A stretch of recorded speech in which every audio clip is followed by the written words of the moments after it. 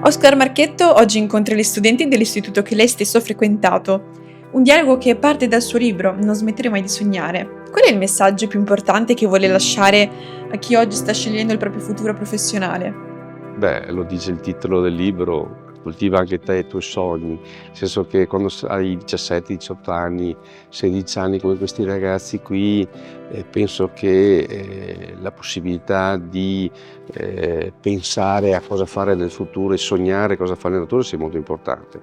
Innanzitutto io penso che questi incontri siano fondamentali anche per capire da parte mia cosa vogliono i giovani, perché anche nel mio gruppo ci sono più di 1000 persone e tante persone sono giovani e a noi azienda e imprenditori abbiamo bisogno anche di persone da inserire all'interno della struttura. Nel suo libro racconta un percorso fatto di scelte, competenze e sogni. Perché ci tiene particolarmente a costruire un confronto diretto con i ragazzi di oggi e perché per un imprenditore è importante ascoltare le loro domande e le loro aspettative?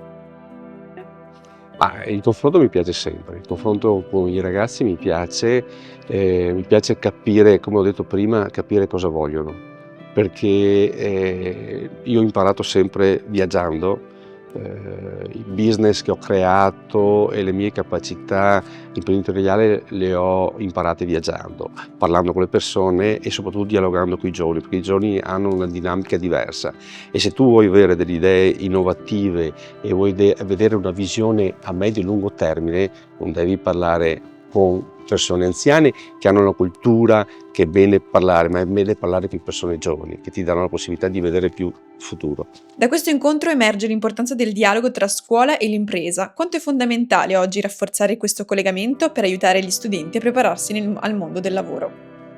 È fondamentale. Noi facciamo fatica a trovare persone qualificate per tutto quello che serve per mandare avanti l'azienda in qualsiasi settore, dalla parte meccanica, parte elettronica, la parte falegnameria, eccetera, eccetera. Se tu trovi delle persone qualificate che hanno la voglia di imparare e di fare un percorso, ben venga. Perciò noi imprenditori dobbiamo far rete con queste scuole di formazione che sono quelle che hanno creato l'Italia negli anni passati.